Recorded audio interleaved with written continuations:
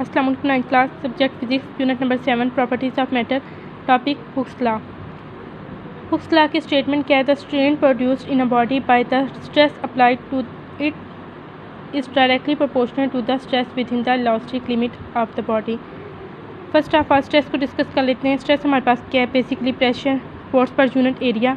जब हम किसी भी बॉडी पे फोर्स अप्लाई करते हैं यूनिट एरिया पे, तो वो हमारे पास क्या हो जाता है? स्ट्रेस। ठीक है, जैसे फॉर एग्जांपल अगर हम स्प्रिंग है, अगर उस पर हम फोर्स अप्लाई कर रहे हैं यानी स्ट्रेस लगा रहे हैं तो उसमें चेंज आएगा। ठीक है, तो स्प्रिंग को जैसे हम स्ट्रेच करते हैं तो उसकी लेंथ में चेंज आ जाता है।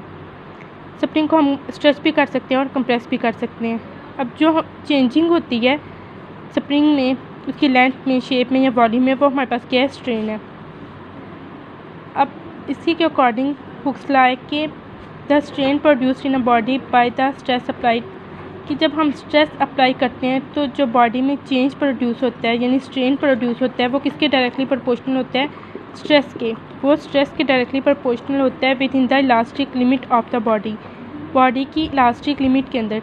ठीक है, with in the elastic limit का मीन होता है कि बाउंड्री लिमिट, कि उसकी कोई ना कोई एक लिमिट हो।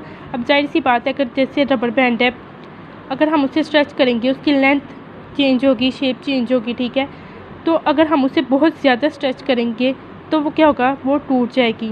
तो इसीलिए हम एक लिमिट में रह के उस चीज़ को क्या करेंगे? स्ट्रेच करेंगे। तो वो क्या, उसी के अकॉर्डिंग हुक्स लॉ कि the strain produced in a body by the stress applied to it is directly proportional to the stress within the elastic limit of the body. तो स्ट्रेस किसके directly proportional है? Strain के। अब directly proportional की जगह हमारे पास क्या आ जाएगा? Constant stress equal to constant into strain. तो यहाँ से कांस्टेंट को अगर सेपरेट कर लें तो कांस्टेंट किसके इक्वल होगा? Stress by strain.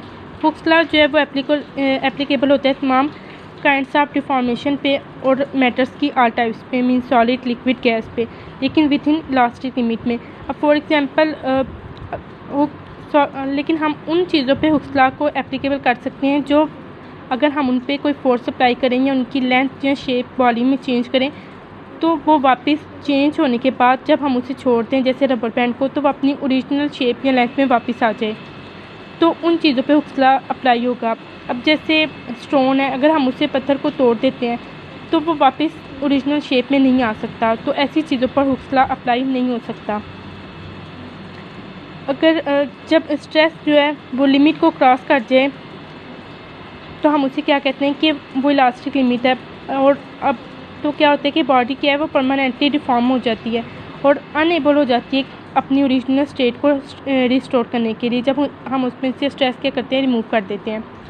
तो ये हमारा आज का टॉपिक था क्लास, जिसकी आपने प्रैक्टिस करनी है। Thank you.